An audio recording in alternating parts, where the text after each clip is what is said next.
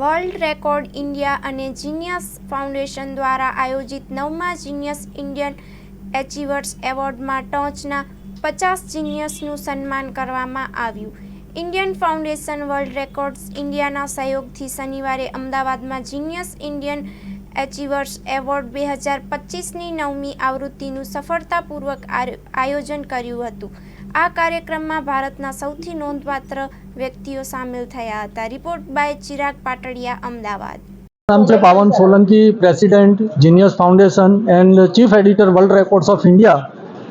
આજે અમે કરવા જઈ રહ્યા છીએ 9th Indian genius Indian achievers award GR 2025, જેની અંદર આખા ઇન્ડિયાથી આઉટ ઓફ 500 રેકોર્ड्स એમાંથી અમે टॉप 50 जीनियसिस ऑफ इंडिया, जो पूरे इंडिया से लोग आए यहाँ और आज उनका सत्कार होगा. और हमारी जो नई बुक आ रही है 24 की, उसका भी हम यहाँ पोस्टर लॉन्च करने जा रहे हैं. तो जितने भी लोग आए हैं ये बड़ी बड़ी हस्ती आए हैं, वर्ल्ड रिकॉर्ड होल्डर है और उनको आउट ऑफ 500 चूज़ किया गया है. तो आज सभी को सम्मानित किया जाएगा. हमारे गुलाबी सपेरा जो पद्मश्री है वो आज हमारे परफॉर्म कर रही है और उनको भी हम लाइफ टाइम अचीवमेंट अवार्ड दे रहे हैं. और साथ में जेम व्यास साहब जो हमारे NFSU के वाइस चांसलर है, उनको भी हम लाइफ टाइम अचीवमेंट अवार्ड देने जा रहे हैं. बाकी तो हम 50 से 60 लोगों को अलग अलग कैटेगरी में आज अवार्ड दे रहे हैं. आपकी खास कैटेगरी क्या रहेगी और कैसे चूज किया है? खास कैटेगरी हमारी अलग अलग आर्ट है, फिर एजुकेशन है और बच्चों की कैटेगरी स्पेशल लोगों की एक कैटेगरी है. उसी में से हमने ये चूज़ किया है. और आज हमारे छोटे बच्चे भी 8 बच्चों को हम अवार्ड दे रहे हैं, जिसमें हिवा साहब भी है जो इन्फ्लुएंसर है, सबसे छोटी, करीबन 5 लाख फॉलोअर हैं उनके.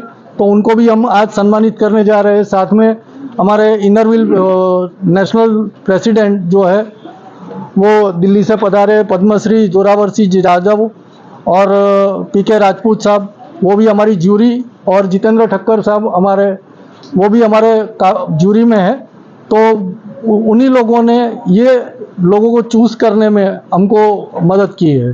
मैं क्रिएटर ऑफ कालबेलिया डांसर हूँ और राजस्थान की हूँ. और मैंने हमारे समाज में पहला लड़की हूँ जिसने डांस स्टार्ट किया. हमारे समाज में पहले डांस नहीं होता था. हम घर घर जाके सांपों को नचाते और बीन बजा के और सांपों को नचाने का काम है. बस वही, उसी से हमारा पेट पालन होता था. और हमारे बेटियाँ बहुत कम रखते थे लोग, क्योंकि बेटियों को रखना, जंगल में रहते थे और बेटियों को रखना बहुत हमारे लिए बड़ी बात थी कि जिम्मेदारी है. तो वो गरीबाई के कारण हम लोग बेटियों को ज़्यादा जिंदा नहीं रखते थे और उसी कारण बेटियों को जिंदा हम लोग ज़मीन में गाड़ देते थे. और भगवान को ये कहते कि भगवान हमारे पास आपने बेटी भेजी है, हम इसका देखभाल नहीं कर सकते क्योंकि हम तो जंगल में रहते हैं, मांग के खाते हैं, भिक्षावृत्ति करते हैं, बीन बजाते हैं, सांपों को नचाते हैं. तो हम लोग भगवान को वापस ही सौंप देते थे कि ये आप ही रखो कि अच्छे घर जन्म दो.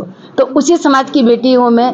और मेरे को गाड़ दिया था और गाड़ने के बाद मेरी माँ समाज से खिलाफ जाके और 5 घंटे बाद शाम की 7 बजे मेरा जन्म हुआ. धनतेरस का जन्म हुआ है और शाम की 7 बजे जन्म हुआ और रात की 12-1 बजे मेरी माँ जमीन से वापस मुझे निकाल के लेके आई, इसी शर्त पे कि मेरी बेटी जिंदा मिलेगी मुझे. और मैं मेरी माँ को जिंदा मिली और मेरी माँ पूरे समाज से खिलाफ जाकर मेरे को जिंदा रखा. तो मैं हर माँ को यही कहना चाहती हूँ कि आप भी अगर ये कोशिश करें तो आपके भी कन्या भ्रूण हत्या नहीं हो और ये बेटियाँ जिंदा रहे. तो मैं उसी समाज की बेटी हूँ. और मेरे पापा के साथ मैं सांपों के साथ नाचते नाचते मुझे प्रेरणा मिली और सांपों का झूठा दूध पी पी के मैं बड़ी हुई. और बस वहाँ से बीन की धुन, डफली की थाप सुन के रूनी से रिदम और प्रेरणा मिली.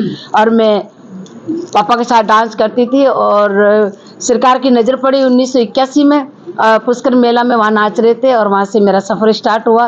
और मैं प्रोग्राम स्टार्ट किया तो समाज के लोगों ने हमें समाज से बाहर कर दिया. और फिर जाके पापा ने कहा कि कोई बात नहीं, सरकार के हाथों में गई मेरी बेटी. तो फिर मैंने प्रोग्राम किया और 85 मेरे को अमेरिका जाने का मौका मिला. और उसके बाद मैंने कभी घूम के पीछे नहीं देखा. समाज का बहुत कुछ ऊपर दबाव था लेकिन मैंने पीछे घूम के नहीं देखा. सब लोग ये कहते बहुत आगे जाएगी, आगे जाएगी. आगे आगे के चक्कर में 170 कंट्री जा चुकी. उसी आगे आगे के चक्कर में मेरे को 2016 में पद्मश्री मिली है, बहुत सारे अवार्ड्स मिले हैं. और आज मैं उसी आगे आगे के चक्कर में आज मैं यहाँ आई हूँ. तो मुझे बहुत अच्छा लगा कि पवन जी आज मुझे यहाँ बुलाए और इतने बड़े अवार्ड में. और आज मैं मेरी तीसरी पीढ़ी के साथ हूँ मेरी बेटी मेरी पोती मेरे साथ में है। तो बस मैं आप सभी को यही कहती हूँ, कोई भी कला में जाए, कोई भी कुछ बने, बस आगे देखे आगे पीछे। मेरी